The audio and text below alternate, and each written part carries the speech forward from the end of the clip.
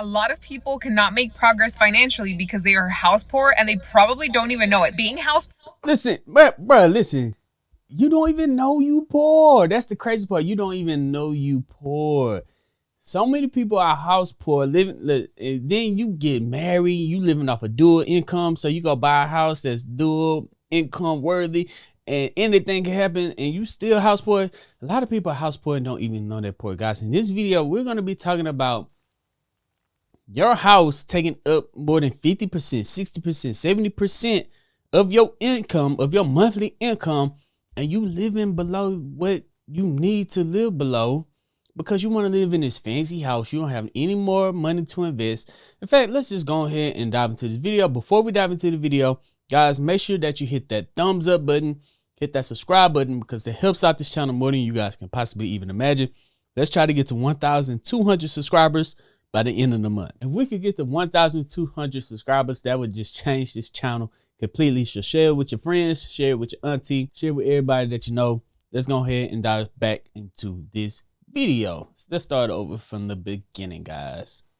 A lot of people cannot make progress financially because they are house poor and they probably don't even know it. Being house poor is when you own a home that you cannot afford. What does that look like? When you have a payment that is a very big percentage of what you make monthly and all you can afford basically is to pay the mortgage. By the time you cover all your house expenses, you are basically left with nothing. I think it's important to talk about this because people are under the impression that as long as you own a home, you're winning. And that is not the case. If you are owning a home stressed out because by the end of the month you have nothing left, you cannot afford that. That is what we call you bought too much house. With your monthly income, you should be able to pay your mortgage, set money aside, invest, basically still have a life, right? And not feel like you're drowning and not feel like you can't breathe. The biggest, smartest way to do this is waiting to buy a house when you are ready. Not when the pressure is, when are you going to buy a house? When are you going to buy a house? Oh, everyone buys a house when they get married. Why aren't you? No, you need to buy a house when you're ready. Doing this when you're ready looks like this. You should be debt free. You should have an emergency fund, and you should aim to have a really good down payment. 5, 10, 15, 20% down. And that will give you margin. That will give you breathing room. That will make sure you are doing this the right way. So don't let anyone pressure you into this. Buying a house is the biggest expense you're ever going to make, at least for most of us. Make sure you're doing this the right way. I bought a house. Listen, hey, why else do I need to make this video? She explained everything in her statement that I had to say in this video, but I'm going to go ahead and make it, guys. Listen, one of the biggest things that you could do is overpay for a house. If you get married, right, everyone expects you to move inside the house. You don't have to move inside it completely. And then if you get married and buy let's say you make $50,000, your husband make $50,000, y'all bring in $100,000 a year. Don't live off of that $100,000 a year income. Or you make 60, he makes 60. Don't live off that $120,000 a year income and go buy something that you could afford at $120,000 per year. You want to buy something at least at a third of that, or half of that, or 2/3 of that, so that if anything happens between you or your husband or you and your wife, if anything happens, you could still be able to afford your house based off of one income or one income and a half, if you guys have saved up in time. Now, one of the biggest and smartest things that she said in that video is that if you do not have enough money to invest, after you pay your mortgage, then you're going to be broke for the next 30 years. Because most people do a 15-year mortgage. You're going to be, if you're overpaying for your house, and let's say even over the next 30 years, you get raised. You get a raise at your job every 5 years, or you get a raise at your job every 2 years. Well, guess what happens every 2 to 5 years, right? Inflation goes up. So as you're getting raised at your job over the next 30 years, so the inflation over the next 30 years goes up. So yes, you'll be able to afford your house, but your dollar is still going to be worthless that's inside of your house that you're paying for. And guys, listen, it's going to be... And guys, listen, once you can't afford your house for your first payment, you're not going to be able to afford the house for your last payment, and you're overpaying for your house, saying that I'm going to make more money in the future by getting these raises. Yes, sure, but you're still going to be house poor. Now just imagine, other than paying so much for your house, that you're able to invest 40%. Let's say 40% goes to your house mortgage, and then 20% goes to your living expenses, so food, gas, shelter, water, all that good stuff. Entertainment, 20% goes to that, and then you have 40% left over to go towards investment. Now, after the next 10, 15 years of you investing 40% of your income after your 20% that you have left over from entertainment and everything like that, to have fun and go on vacations and stuff, you're going to be able to just buy out your house outright or start another investment property every 4 to 5 years, just based off the 40% that you're investing inside of the stock market. Guys, the stock market is by far the easiest way to make a little extra income with your money, other than just putting it inside the bank and sitting there and let inflation beat it, right? You can start to invest inside the stock market. And you also don't want to just wait until you could be able to put in a large down payment, 20, 50, 20, 25, 30% down payment on your house. Because if you could go in with a 10% down payment on your house, right? And then over the next year and a half, 2 years, the value of your house on a new build just skyrocket through the roof. You have all the equity built inside of your house that you could literally refinance, draw out, and then go buy another investment property. That's what I did with my house. I think I bought my house for around 265,000. Right now, my house, this is about a year and a half out, my house is over $325,000, the value of it. So for me, buying it around 260, and it's all the way up to 320, that is one of the best investments I can make right now. But if I sell the house, all the other houses in the rates is through the roof right now. So I did get it at a pretty good, doggone good time. But I'm not living outside of my means. Me and my wife, we're not living outside of our means. So we're able to afford our house. Now, if you guys do want to start to get invested inside the stock market, that's what I do. I grew my account to multiple 6 figures over the last couple of years. I'm going to leave a link in the description down to Moomoo. You sign up with Moomoo, you deposit $100 in there. You could get up to 30 free stocks. I start off with 5 free stocks. You get 30 free stocks. And here's the thing, guys. Once you get those free stocks, you could keep it inside of the brokerage account, the platform, and decide to use it and continue to invest. Or you could sell all of those free stocks and withdraw all of your money. Guys, it's literally free money. Do not miss out on that opportunity. But let's go ahead and dive back into this video. 26 and fell immediately into poverty. Okay, when I lived with my parents, I was living my best luxury lifestyle. I went to South Korea, bought a 2,000 plane ticket, didn't even blink twice. I went shopping, luxury goods, all that. Traveling was just, I was living it up. I felt rich. I had no bills. And I had a full-time 9-to-5 job. I was working as a nurse. Okay, I was killing it. I bought my own house. That first mortgage payment came in and I was like, oh, this is a situation. But at first you think you can handle it, right? Like, what's a couple thou? What's a couple thou? I got it. But then the pipes in my 80-year-old home broke immediately as soon as I bought the house. Wiped out my savings. Then another pipe in a different area of the house broke. Okay, I'm struggling. Okay, I need help. Then my neighbor's pipe, it was a twin house, her pipe broke. And she didn't believe that her pipe broke, but her pipe broke on my side of the house. So all of that water that was coming down was spraying into my home. And then my water heater broke. When I tell y'all, I went from living in the lap of luxury to destitute immediately. Now, don't get me to fooling y'all, because it was worth it in the long run, because that house is now worth like 2 times what it was worth then. So I'm actually doing pretty good. But at the time, when I tell you I was struggling, I had to go to my parents every other day for dinner because your girl could not feed herself. According to a research. Hey, that's one. Hey, first thing I'm gonna point out is the thing that I told you guys. Hey, that is a good investment, is to buy a house, because the value of it go up. And so she bought the house for $200,000. She says now it's worth twice. One of the best investments she ever had. So that's $400,000, and she can move to a newer build house. But you better be prepared. So she stayed with her parents, living it up. Probably living it up more than she probably been needing to, right? Going on vacation, traveling, doing all this, just living it up. Not having to worry about a bill at all. Shout out to the parents that's doing that for your kids. Letting your kids live down in the house with you. Go ahead and hit that thumbs up button if you one of those parents that let your kids live with you, or if you one of those kids that live with your parents rent free, or if you living with your parents that you just help in on, the groceries every now and then just to help your parents out.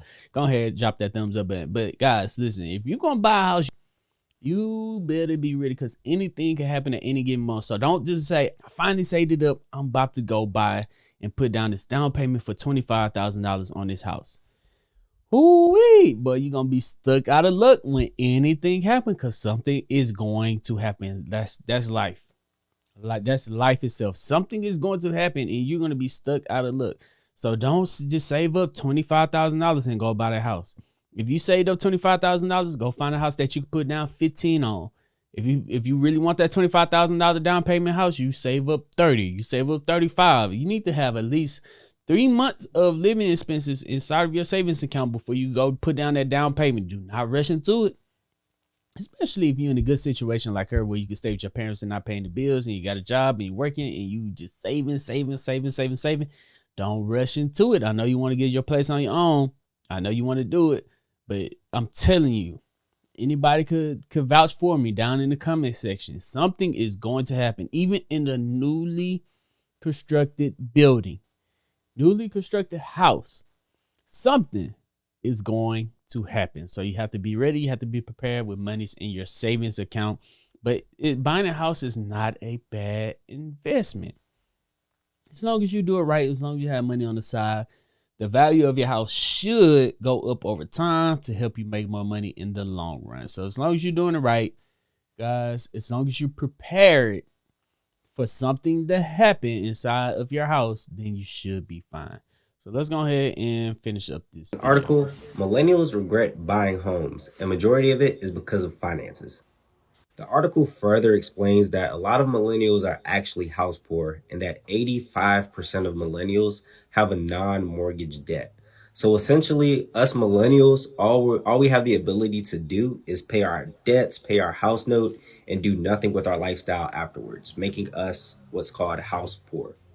One thing that we can do to avoid this is staying within a certain budget. I work with a lot of people here in the DC metropolitan area where they have a budget when they come to me, but once they're pre-approved, let's say they are pre-approved for $400,000, they want to max out their pre-approval. And I get it, especially here in the DMV, houses are expensive, but if you have a budget, you need to stick with it. Show me the reason you have no money. Hey, if you got a plan, stick with your plan. Don't go outside of your plan, because as soon as you see something that your eye caught, don't try to rush into it. That's gonna be outside your plan. Stick to your plan. That is step number one. I promise you, if you have a plan going in, you're gonna be all right going out. But if you go outside of your plan, to plan B, plan C, and then plan D, you're gonna end up on one of these TikTok videos. I'm telling you. Show me the reason you have no money. This bitch right here. All my money going to repairs and anything else I need for the house. Dead ass, I would travel twice a month out of state. Now I don't even have money for a paleta. Here's how you're going to avoid being house poor. Budget smartly. Your budget is the most important thing when you're preparing to buy a house. Get a mortgage calculator so you can crunch your own numbers. Now, when you're using your mortgage calculator, you have to already have an idea of what loan you may want to use or what you're going to qualify for. Now, this should go without saying, but when you buy a house, you got to keep it up. And 1 to 3% for any improvements or what you're going to need to save when you buy a house. House hacking or home renovation can be expensive, but it's worth it. And these are loans that you can use so you can renovate your house without breaking the bank. A home equity line of credit is perfect if you've already had some equity built up in your home. Speaking of build up in home, let's talk about new construction property taxes. If you are buying a new construction, property taxes are not finalized until after it's done being built. So keep in mind, property taxes may increase and you want to budget for that also. Now, of course, as home buyers, we're not just maintaining the inside, we're also thinking about the outside of our house. So you want to factor any outdoor maintenance when you're using your mortgage calculator. And don't just think about your backyard and your front yard. Think about your fence. Think about your pool. All that counts for outdoor maintenance. Guys, listen, one of the things she said in this video is the property taxes on new builds, because listen, my real estate agent, he was legit, he was real. He told me, he said, hey guy, hey, look here, make your mortgage is gonna be around this amount of dollars, right? But put aside an extra $600 every single month, $600 to $800 every single month, because listen, after your first year, your property taxes is gonna shoot up. We don't know by how much, but it's gonna shoot up, and then that's gonna be your mortgage payment for year 2. Make sure that you're putting money aside. So when the time came, if you out there, if you've been through this, then you already know what I'm talking about. But when the time came, year 2 came around, and our mortgage went from $1,300 to $2,300, we already knew that was coming. We already had money set aside. We was like, oh, okay, that's how much it went up. This is how much our property increased in value. Okay, cool. It makes sense. You know, it makes sense. But to some real estate agents out there, they're gonna do anything to do the sale. They're gonna say, hey, this is gonna be a mortgage payment. It might go up just a little bit. Don't worry about that. But this is gonna be a mortgage payment. It's only $1,500 a month. Blase, blase, blase. You'll be fine. And then when the property tax goes up the next year, it's gonna be around $2,700, and you're gonna be looking like, bro, what the hell? I can't even afford this house. Now that new property tax bill is gonna make a lot of people house poor, because this is your house now. You've been in there for a year. You've been putting up art, furniture, rugs, refurnishing everything, your bed. You raised your family in there for a year, and you don't want to move out. So, but now you stuck. So now that you've been balling for a year, thinking that was gonna be your rent payment for the next 30 years. Now you still gotta look. And so you went from balling to being house poor, bam, just like that. So make sure that you pay attention to this property taxes, because property taxes on new home bills can also make you house poor. For the crying of God, please quit purchasing a home off of 2 incomes. Listen up, and I'm gonna tell you why. It's your girl Nika Johnson with Budget to Success. One of the easiest ways to go house poor is purchasing and being codependent on 2 incomes instead of 1.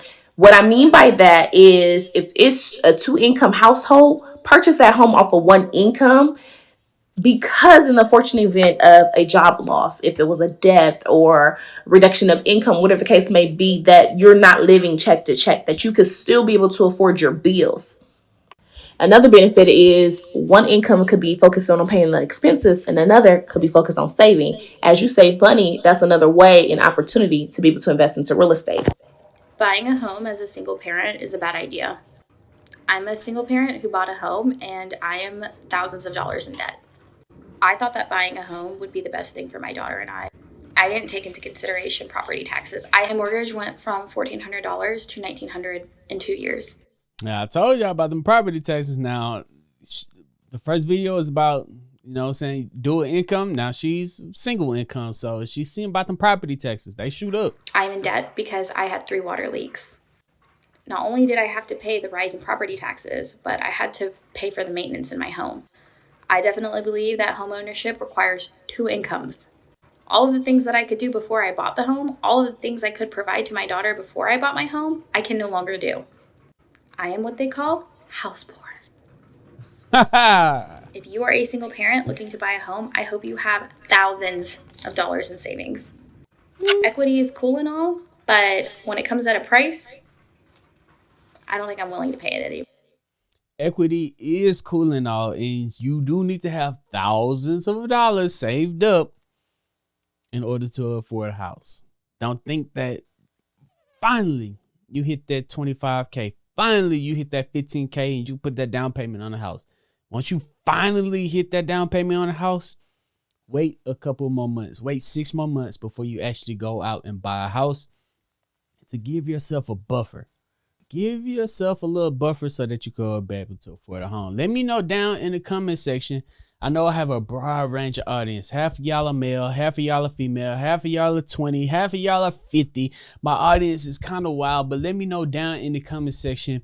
Do you own a house, or are you inside of an apartment, or are you living with your parents at this given moment? Let me know what are your situations down in the comments down below. I know this is wild. I know a lot of people out there are house poor. A lot of people out here are house broke. But I promise you, if you invest your money, things are going to turn out just fine. Easiest way to invest your money is just go inside the stock market, find a good ETF like VOO, QQQ to invest into. Right now is actually a pretty good time while the market is down to invest inside one of these ETFs to get it at a pretty doggone good price.